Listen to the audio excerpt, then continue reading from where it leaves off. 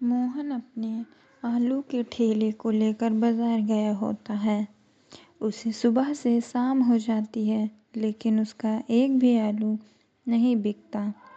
फिर शाम को अचानक मौसम करवट लेता है और बादलों की तेज़ गड़गड़ाहट होने लगती है और फिर अचानक से तेज़ बारिश आ जाती है। हे भगवान! एक तो वैसे ही सुबह से एक भी आलू नहीं बिका, ऊपर से मेरे सारे आलू बारिश में भीगकर खराब हो गए। अब क्या मैं ही क्या बेचूंगा? मोहन तेज बारिश में भीगता हुआ परेशान होकर घर की तरफ आ ही रहा था कि तभी सड़क पर बने एक गड्ढे में उसका पैर फंस जाता है और उसके पैर में मोच आ जाती है। मोहन अब उसी हाल में जैसे तैसे अपने ठेले के साथ घर पहुंचता है, लेकिन उसके पैरों से काफ़ी खून निकल रहा होता है। उसकी पत्नी रेखा और 8 साल का बेटा मोंटू और 5 साल की बेटी रिया उसे देखते हैं तो वे घबरा जाते हैं। अरे, ये क्या हो गया? आपको ये चोट कैसे लगी? बस यूं ही समझ लो। रेखा, जब जिंदगी खराब चल रही हो ना तो कुछ भी अच्छा नहीं होता। यह भी उसी का एक ही नतीजा है। कोई बात नहीं, आप कपड़े बदल लीजिए, फिर मैं आपकी पट्टी कर देती हूँ। अब मोहन बेड रेस्ट पर ही रहता है। पहले तो जैसे तैसे घर का खर्चा चल जाता था, लेकिन धीरे धीरे बचत खत्म होने लगी और अब नौबत यहाँ तक आ गई कि घर में राशन भी नहीं रहा। उन्होंने सुबह से कुछ नहीं खाया था। दोनों बच्चे भी उदास बैठे थे। उनको उदास देख रेखा ने उनसे पूछा, क्या हुआ बच्चों? तुम्हारा चेहरा क्यों लटका हुआ है? माँ, बाबा बाहर काम पर नहीं जा सकते और घर में खाने के लिए कुछ भी नहीं है। लेकिन मैं क्या करूँ? अपनी इस भूख का यह है कि बार बार लग जाती है। लेकिन कोई बात नहीं माँ, आप उदास मत हो, हम पानी पीकर ही गुजारा कर लेंगे। यह सुनकर रेखा की आंखों में आंसू आ जाते हैं। फिर वह हर जगह काम मांगने जाती है, लेकिन उसे कहीं भी काम नहीं मिलता और वह उदास होकर घर लौट आती है। अपने परिवार की लाचारी देख बिस्तर पर पड़ा मोहन कहता है, मुझे माफ़ करना बच्चों। रेखा, अपनी इस चोट के कारण मैं काम पर नहीं जा पा रहा और मेरे कारण तुम सबको भूखा ही रहना पड़ रहा है। न जाने मुझे ठीक होने में कितने दिन लगेंगे।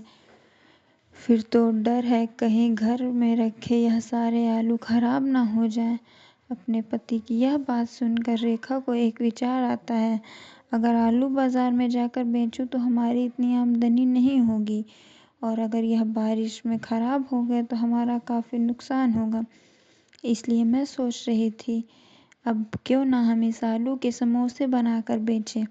आप तो जानते ही हैं बच्चों को मेरे हाथ के चटपटे समोसे कितने पसंद हैं।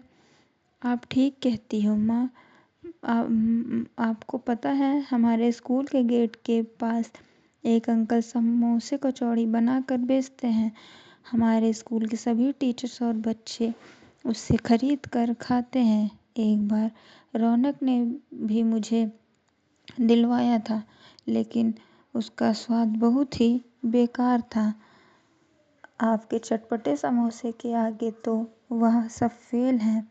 हाँ माँ, अगर आप भी समोसे बनाकर बेचो ना तो आपको खूब मुनाफा होगा। बच्चे कह तो ठीक रहे हैं, तुम्हारे हाथों के चटपटे समोसे तो सचमुच बड़े ही बेहतरीन होते हैं।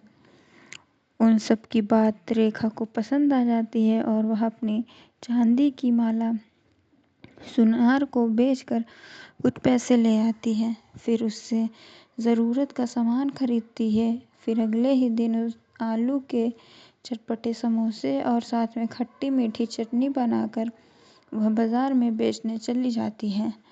चटपटे समोसे, करारे करारे समोसे ले लो, आइए आइए। और इस बारिश के मौसम में गर्मा गर्म चटपटे समोसे खट्टी मीठी चटनी के साथ खाइए। बहन जी, समोसा लगाना और हाँ, चटनी ज़्यादा रखना। वैसे कितने का एक समोसा है? समोसा नहीं भाई साहब, बल्कि चटपटे समोसे कहिए, वो भी सिर्फ 10 रुपए में।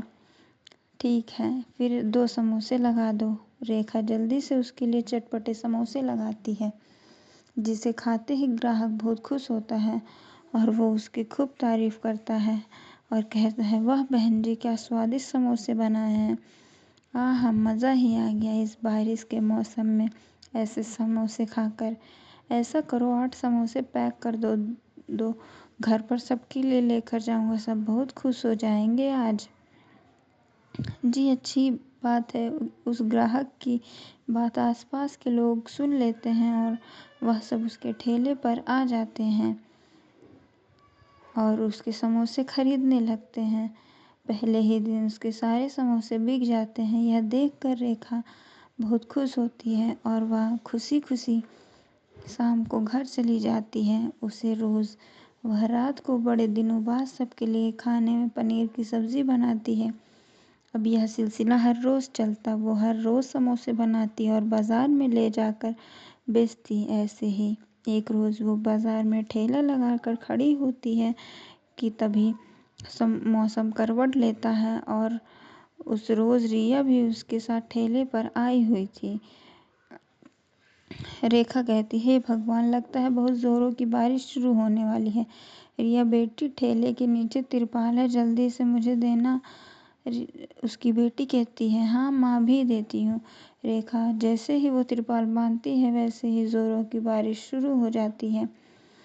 बादलों की गड़गड़ाहट सुनकर उसकी बेटी को डर लगने लगता है और कहती है, देखो ना माँ, बिजली कितनी ज़ोरों से कड़क रही है।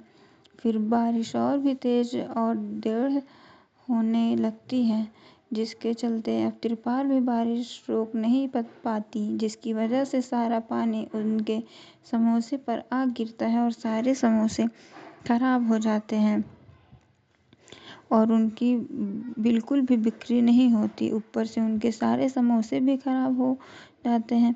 परेशान होकर रेखा घर आती है, लेकिन अगले दिन से वह अच्छे से अपने ठेले को सफ़ेद पन्नी बांध देती है और बाज़ार में समोसे बेचने निकल पड़ती है और कहती है, हे भगवान, कल तो मेरा नुकसान हो गया, लेकिन आज मेरा कोई नुकसान ना हो। लेकिन तभी अचानक तेज़ आंधी तूफान आता है और एक बड़ा सा पेड़ आकर उसके ठेले पर गिर जाता है, जिससे उसका सारा ठेला टूट जाता है। रेखा कहती है, हे भगवान, तूने हम गरीबों के नसीब में न जाने कितने दुख लिखे हैं। अब तो मेरा ठेला भी नहीं रहा। अब मैं अपने समोसे कैसे बेचूं? अगले दिन तक रेखा घर पर ही रहती है, लेकिन फिर एक रोज़ उसे एक आदमी की आवाज़ आती है, जो सर पर टोकरी लाद कर गली गली जामुन बेच रहा होता है। यह देख रेखा को विचार आता है और वह सर पर टोकरी लाद कर समोसे बेचने निकल पड़ती है। ऊपर से बड़ी पन्नी से उस टोकरी को ढक लेती है।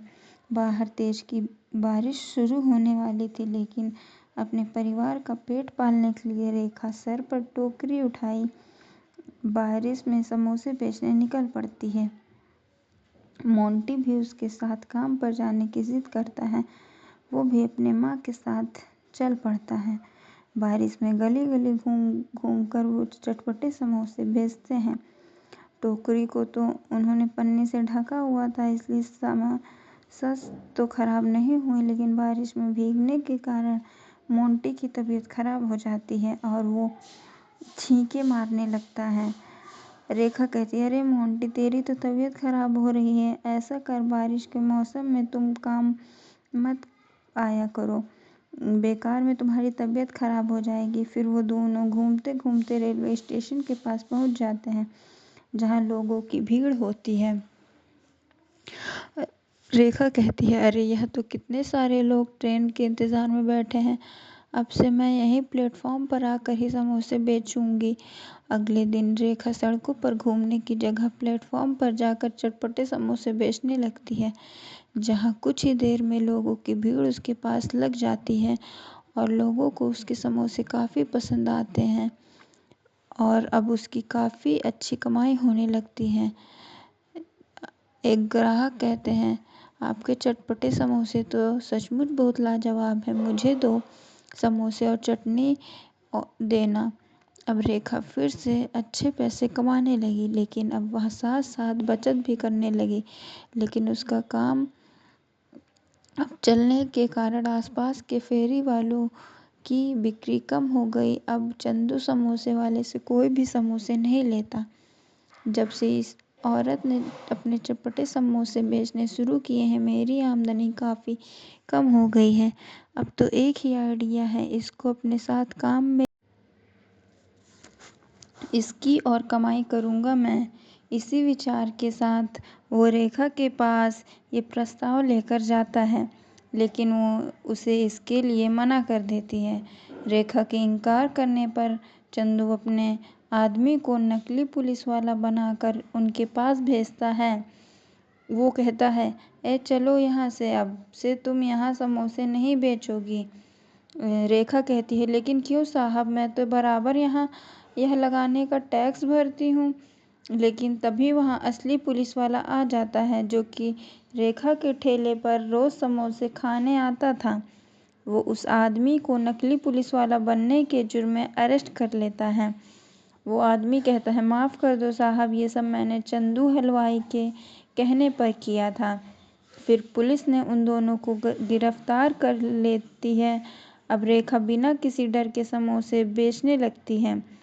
कुछ ही दिनों बाद मोहन भी पूरी तरह ठीक हो जाता है और वह भी उसकी इस काम में मदद करने लगता है। अब दोनों पति पत्नी मिलकर खूब मेहनत करते हैं और खूब पैसे कमाते हैं और अपने लिए एक बड़ा पक्का घर बनवा लेते हैं, जिसमें हर सुख सुविधा होती है।